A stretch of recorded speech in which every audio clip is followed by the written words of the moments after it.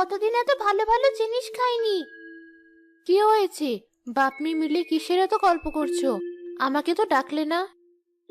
আর বলো না গিন্নি, দেখো কত রকম বাজার করে এনেছি। অনেকদিন হলো ভালো কিছু খাই না। আজ সবজি বিক্রি করে বেশ টাকা পেয়েছি, তাই বাজার করে আনলাম। ও মা, অনেক বড় মাছ আর মুরগি এনেছো। এত বাজার না করে কিছু টাকা জমালেই তো পারতে। তাহলে অসময়ে কাজে লাগতো। সব সময় এত ভালো মন্দ খেলে হয়? এমন করে বলো না তো। মেয়েটা দেখো কত খুশি হয়েছে বাজারগুলো পেয়ে। অনেকদিন ধরে নীরা বলছে মাছ খাবে, হাত টানাটানির জন্য হয়ে ওঠেনি। আজ যখন সুযোগ পেয়েছি, আর হাতছাড়া কেন করব?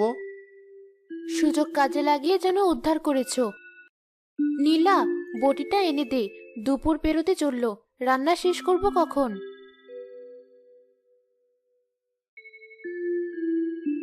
নাও, তাড়াতাড়ি কেটে কুটে রান্না বসাও। এত ভালো ভালো সবজি দেখে পেটের ভিতর যে সূচো দৌড়াচ্ছে। পাগলি মেয়ের কথা শোনো। এক কাজ কর, সূচোটাকে পেটের ভিতর থেকে বাহিরে আন, তাহলে পেটের ভিতর না দৌড়ে বাইরে দৌড়াবে।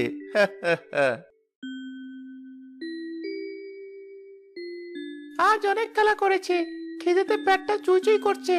মা, তোমার রান্না শেষ হয়নি এখনো? এই তো বাবা, প্রায় শেষের দিকে। তোকে না বলেছি বেশি ছুটোছুটি করবি না? একই ভাই, তুই এমন করাচ্ছিস কেন? কি হয়েছে তোর? আসলে মানে খেলতে গিয়ে পায়ে একটু ব্যথা পেয়েছি। কিছু হবে না, ঠিক হয়ে যাবে। কত করে বলেছি আমরা গরিব মানুষ, এই অভাবের সংসারে এমন কিছু করিস না যাতে একবেলা না খেয়ে থাকতে হয়। আচ্ছা মা, আমি আর কখনো ছোটাছুটি করব না। এখন খেতে দাও দেখি। খুব সুন্দর ঘ্রাণ বের হচ্ছে। মাংস রান্না করছো নাকি? হ্যাঁ, তাড়াতাড়ি হাত মুখ ধুয়ে খেতে বস। নীলামা, তোর বাবাকে খেতে ডাকতো, আমি সবকিছু বেড়ে আনছি।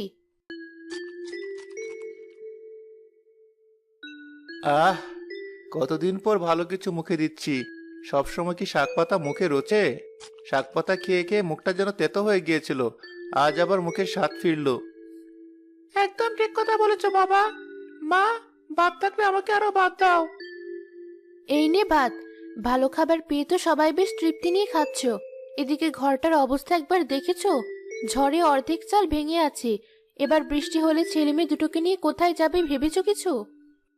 সবজিগুলো অনেক ভালো হয়েছে। সব সবজি